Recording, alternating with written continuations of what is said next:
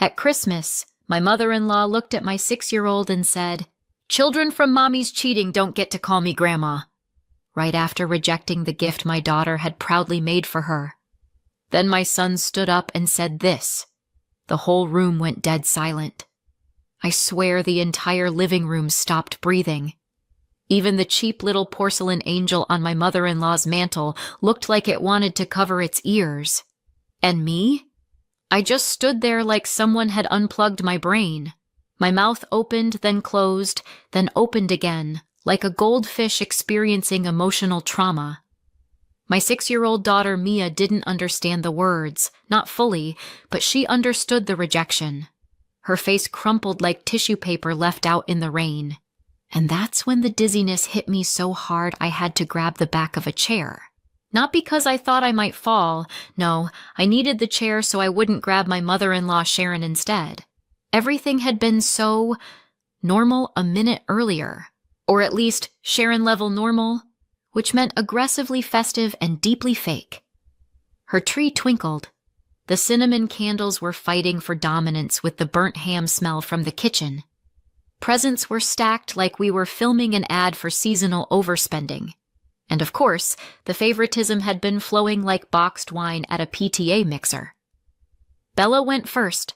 My sister-in-law Melanie's daughter Bella, who was about the same age as my own kids, and very obviously the golden child of my in-laws. She handed my mother-in-law, Sharon, a mug she'd decorated at school, a lumpy, glitter-encrusted thing that looked like it needed immediate hospitalization. Sharon shrieked like she'd been handed the Holy Grail and immediately swept Bella into her arms while my father-in-law, Lawrence, clapped like an animatronic grandfather programmed for enthusiasm. Then my older son, Noah, handed over his gift, a simple drawing of him and Sharon sledding. She squealed again, smoothing his hair and telling him he was such a talented little artist. They gave him a box bigger than he was. And when he ripped it open, it was a remote control car with flashing lights and wheels that could apparently drive on walls or ceilings or outer space. Then it was Mia's turn. They'd given her a little plastic doll with hair so sparse it looked like it had survived a bleach accident. Sharon smiled at her in that thin, strained way she only used when she wished she were smiling at literally anyone else. But Mia didn't notice. She was too excited, too proud. My sweet girl had spent days working on her picture. She held it with both hands, beaming, eyes bright, bouncing in place like a puppy ready to be praised. She handed it over. And everything collapsed. Sharon took the picture, looked at it, looked at Mia, looked at me, and in the sweetest, most poisonous tone imaginable, she said the line that will echo in my skull until I die. "Children from mommy's cheating don't get to call me Grandma, honey." I felt every word like a physical slap. Mia froze, like the sentence hit a kill switch inside her. Her mouth trembled. Then her eyes filled. Then the first tear slid down, slow and heavy, the kind of tear a child cries when the world suddenly stops making sense. Lawrence shifted uncomfortably but said nothing. Melanie looked like she wanted to smile but knew better.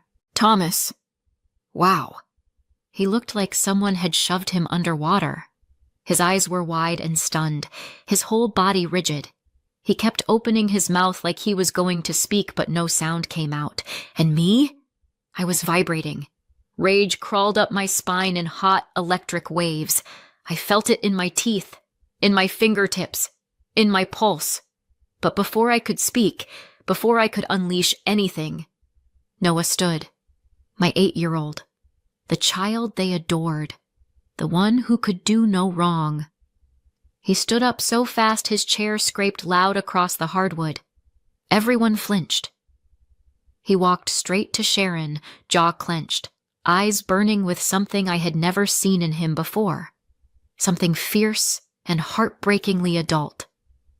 He reached out and snatched back the picture he'd given her earlier, the sledding one, the one she'd gushed over. He grabbed it with small, shaking fingers. Then he placed the giant remote control car, the perfect, expensive, adored gift, right back at her feet. The room gasped. Even Melanie blinked like someone had unplugged her, and then Noah said, voice steady but shaking at the edges, "If my sister can't call you Grandma, then neither will I." Silence. A thick, stunned, suffocating silence. Bella stared. Melanie's mouth fell open. Sharon reeled back like she'd been struck. Noah turned to Mia and took her hand, took it gently, like she was made of something precious. Then he looked at me and said, "Mom, can we go?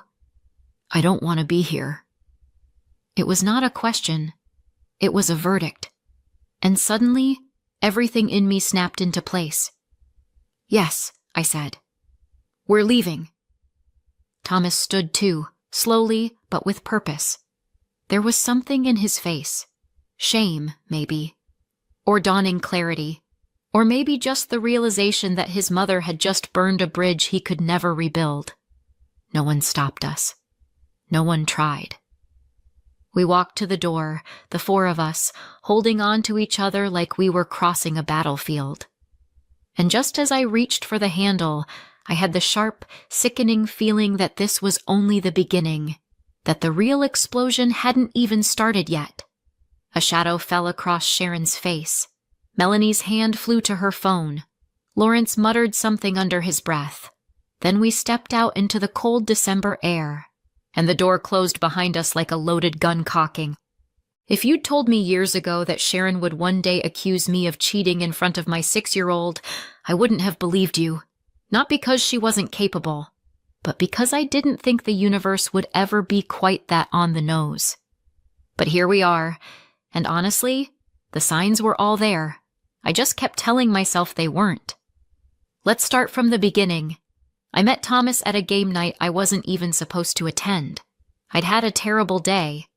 The kind where you start aggressively rethinking every life choice you've ever made. And a friend talked me into going out. "There'll be food," she said. "Maybe someone cute." There was food. The cute part was debatable. I walked in and saw him, a tall, nervous-looking guy in a NASA t-shirt, sorting game pieces by color with the intensity of someone defusing a bomb. He looked up, pushed his glasses up his nose, and said, completely serious, "The probability distributions in this game heavily favor the starting player." Reader, he had me. Because underneath the awkward delivery and the statistics lecture, he was kind. He listened when I spoke. He cared about things deeply, just not in the performance-based way most people do. It was refreshing. He wasn't charming. He wasn't smooth, but he was earnest in a way that made you believe he meant every word he said. Unfortunately, he was raised by people who believed earnestness was a genetic defect.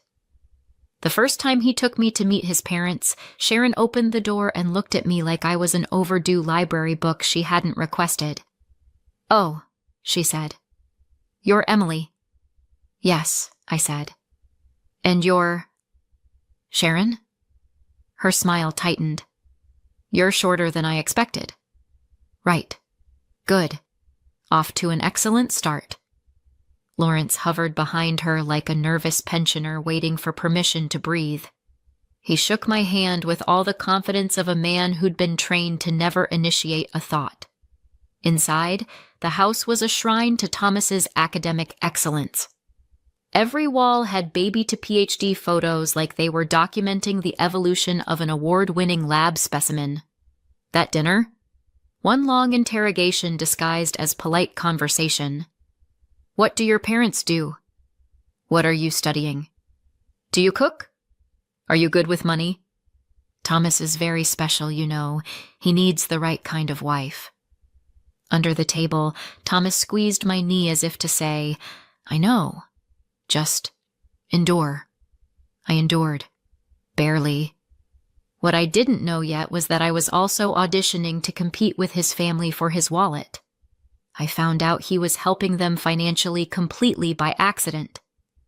One day early in our relationship, I walked past his laptop and saw a bank tab open. I wasn't snooping. My peripheral vision was simply doing its job. There it was, a recurring payment to his parents' mortgage company. Why are you paying their mortgage? I asked, because subtlety is not a skill I possess. He jumped. It's not. I mean, they just need a little help.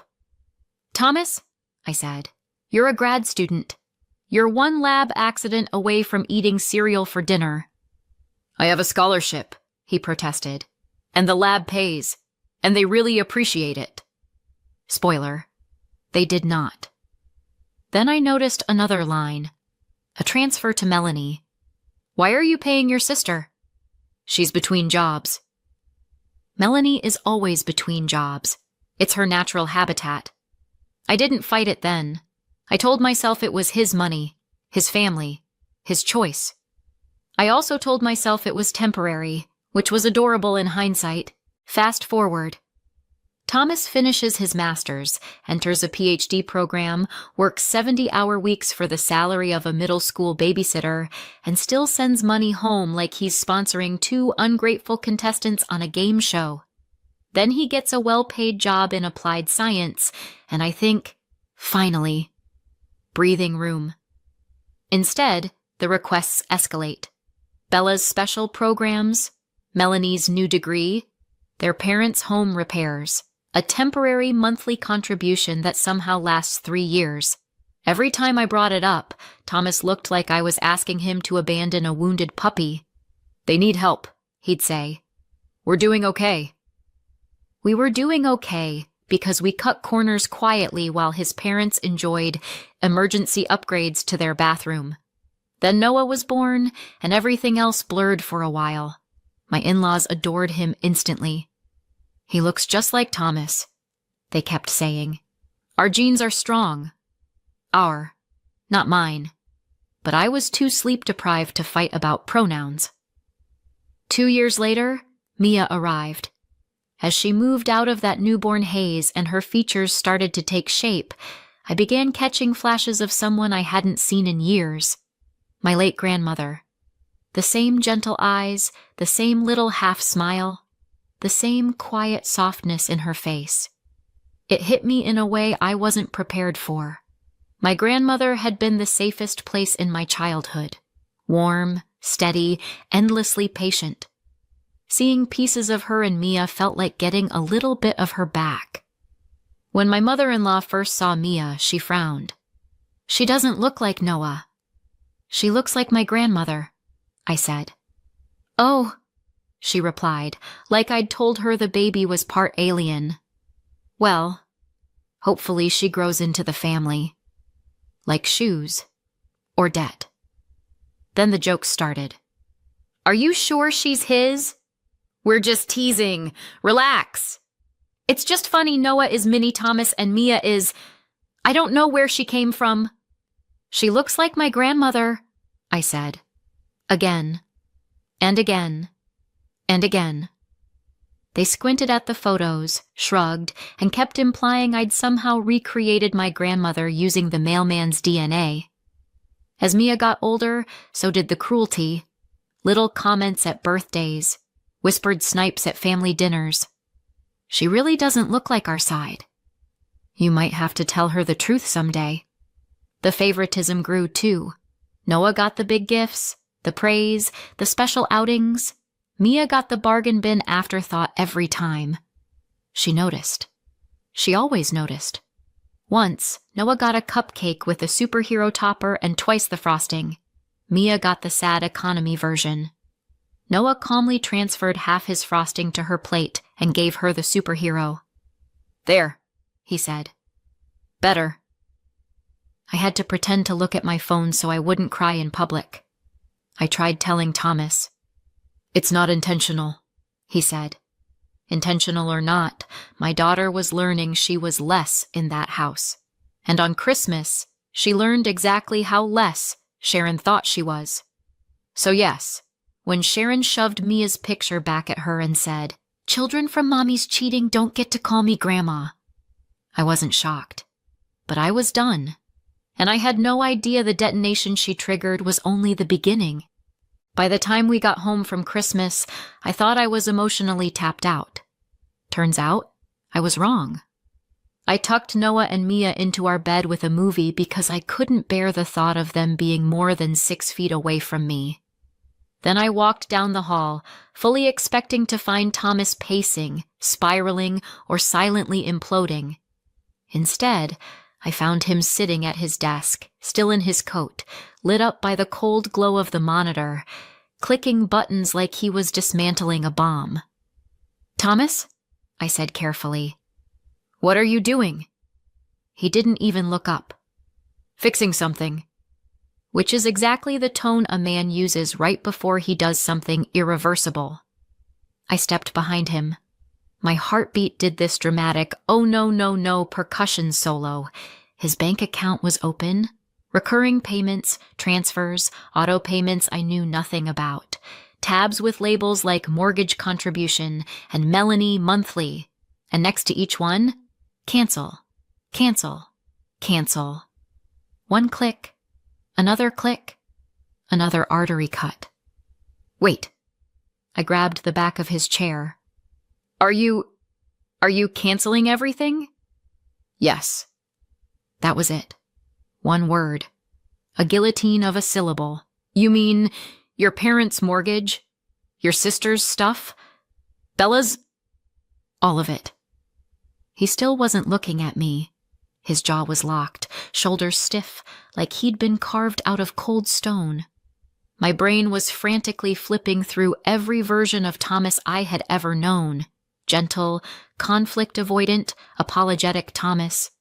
And none of them matched the man sitting here deleting payment methods like they owed him money. "This is sudden," I said, which was the understatement of the decade.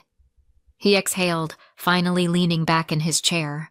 Not relaxed, just done. "You know what hit me tonight?" he said, voice low. "My 8-year-old did what I should have done." He finally looked up at me. His eyes were red, furious, ashamed. "It should have been me," he said. "I should have defended her. I should have said something.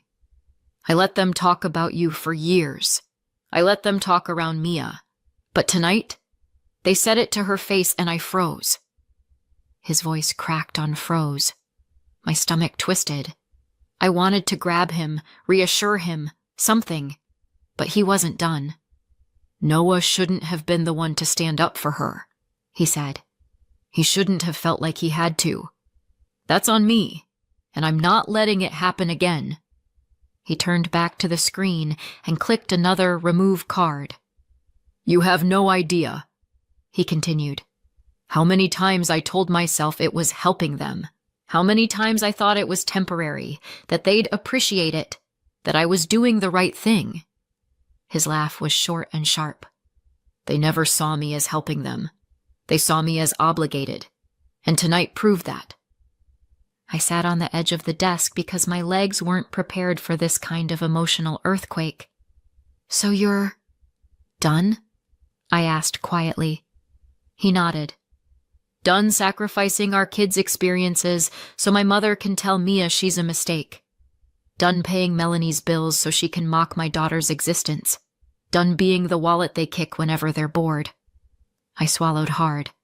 "Thomas, they're going to explode." "Let them," he said. "They've been detonating on us for years." He hit one last confirm, and the page refreshed like he'd just exorcised a demon. And then, of course, his phone buzzed. He stared at it like someone had texted him the word boo from inside his closet. "My mom," he said. "Of course," he answered and put it on speaker because apparently we were embracing transparency now. "Thomas!" she shrieked immediately. "We just got a notification that our mortgage payment method was removed. Did the bank screw something up? What is going on?" "No," he said calmly. "I removed it." Silence. Then a sound like she'd been dramatically slapped by invisible hands. "What do you mean you removed it?" she demanded. "You can't just— Your father is panicking." "You'll have to pay it yourselves," he said. "I'm not doing it anymore." "Are you kidding me? After everything we've done for you? We rely on that. We need that. I'm pretty sure my eyebrows hit the ceiling. Thomas didn't flinch. I have my own family to support. We are your family, she shrieked. This is because of her, isn't it? She's turning you against us. She's poisoning. Stop, he said. This isn't Emily. This is me. I could have kissed him. Right on the mouth. Right there in the middle of the room with his mom screaming on speakerphone like a malfunctioning fire alarm. You told my daughter, he continued, that she came from cheating. You shoved her gift back in her face. You humiliated her. Oh, please, Sharon snapped. She's 6. She'll forget. Maybe, he said, voice sharp. But Noah won't, and neither will I. Her voice went into full banshee mode. You're being dramatic. You're destroying this family. You already did, he said. You just didn't expect me to notice. He hung up. Hung up. Thomas, the man who once apologized to a telemarketer for not being interested, hung up on his mother. I stared at him. He stared at the floor. His shoulders were trembling. Before I could even make a comforting noise, the phone buzzed again. Melanie. Oh no, I muttered. Level 2. He answered. What the hell, Thomas? She snapped. Mom just called me crying. You cut her off? And me? How am I supposed to pay for Bella's classes? That's not my problem, he said. You can't do that, she shouted. All because Mom made a joke? She insulted my daughter, he said, and you backed her up. Oh, for crying out loud, Melanie groaned. It was funny. Everyone thinks Mia looks nothing like... Don't, he said. Don't finish that sentence. She did anyway. You don't even know if she's yours.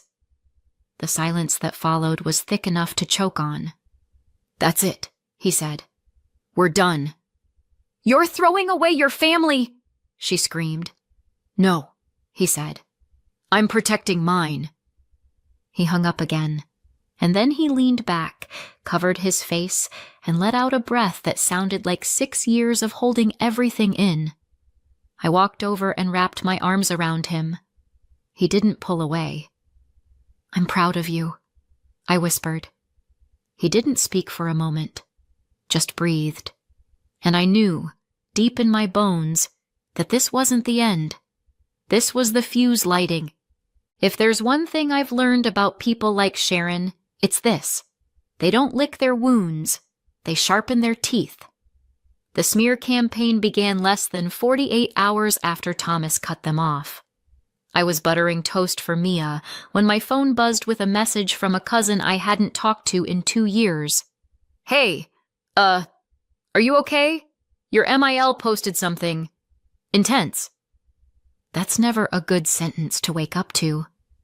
I opened Facebook, and there it was.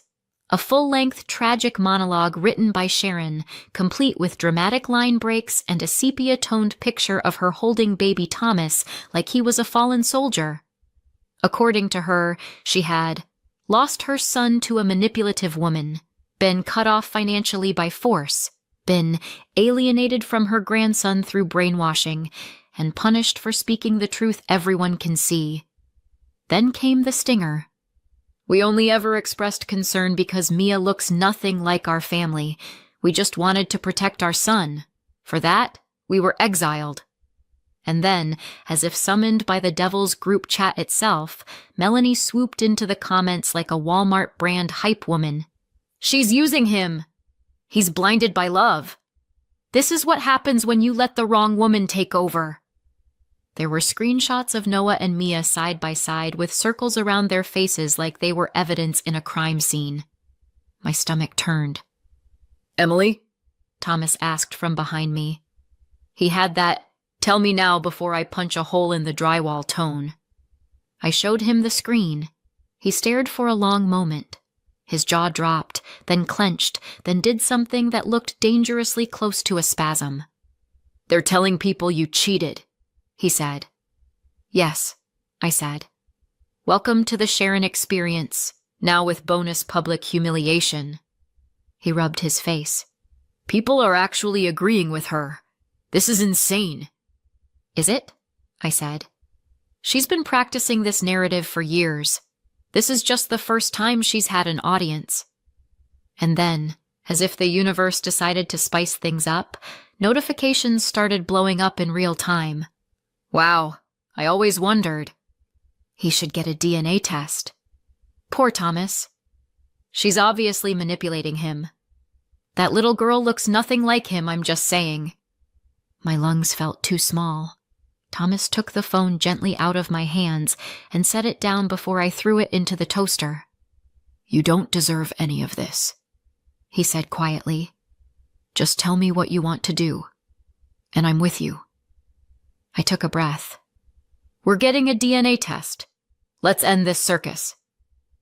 Mia didn't understand why someone swabbed the inside of her cheek, but Thomas explained it like it was a fun science club activity. Noah asked if he could get swabbed too. We told him maybe next time. Waiting for the results felt like holding my breath underwater, not because I doubted, never that, but because I knew what would happen when the truth hit daylight. And Sharon could not hide from daylight. While we waited, I went to my mother's house and pulled out the old photo boxes. My grandmother's face stared back at me from every angle, smiling, serious, laughing with the same soft eye crinkle Mia has when she's genuinely happy. The resemblance wasn't just uncanny. It felt like someone had stitched a piece of her into my daughter. And it was something Sharon would have known if she hadn't spent the last decade pretending my family didn't exist.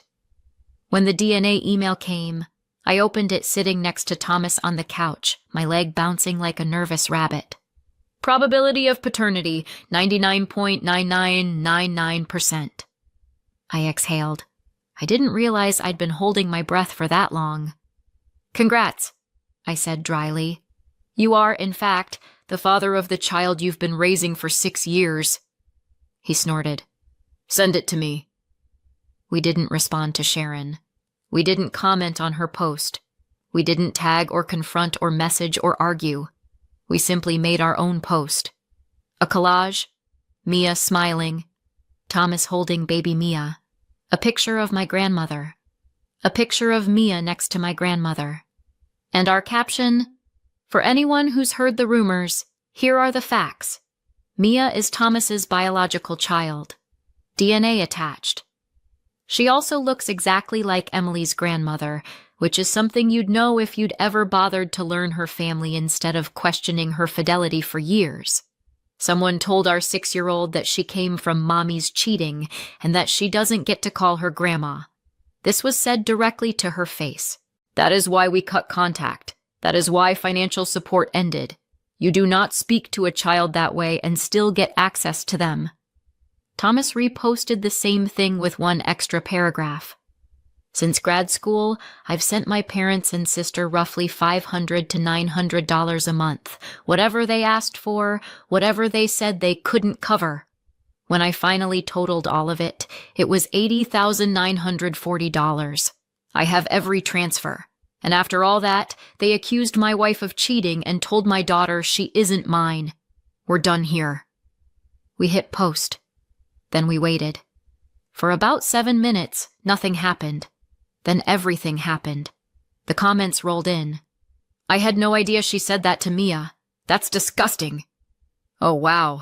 The resemblance to your grandmother is undeniable. I'm so sorry. No child deserves that. Honestly, good for you for cutting them off. And in the group chats? Silence. Then confusion. Then the quiet, satisfying crumble of people realizing they'd backed the wrong side. One cousin messaged me privately. I'm so sorry. I didn't know. I thought Sharon was exaggerating. This is awful. Another. She really said that to a 6-year-old? Not okay. Even better? Sharon had a big birthday coming up. One she'd been planning for months. Invitations had gone out to half the extended family, and one by one, everyone canceled. Sorry, can't make it. Not attending after what I heard.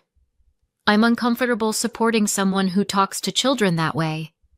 She ended up with an overpriced cake, an empty room, and Lawrence trying to pretend he liked being alone with her. I won't lie. I savored that image. But the real twist came later that week, in the form of a phone call from an unfamiliar number. "Is this Emily?" a voice asked. Older, sharper, polished. "Yes?" "This is Virginia," she said. "Thomas's aunt." I froze. We'd met twice. She was Sharon's older sister, 10 years wiser and 90 degrees less unhinged. "I saw the posts," she said. "I also got the unfiltered version from someone who actually has a spine."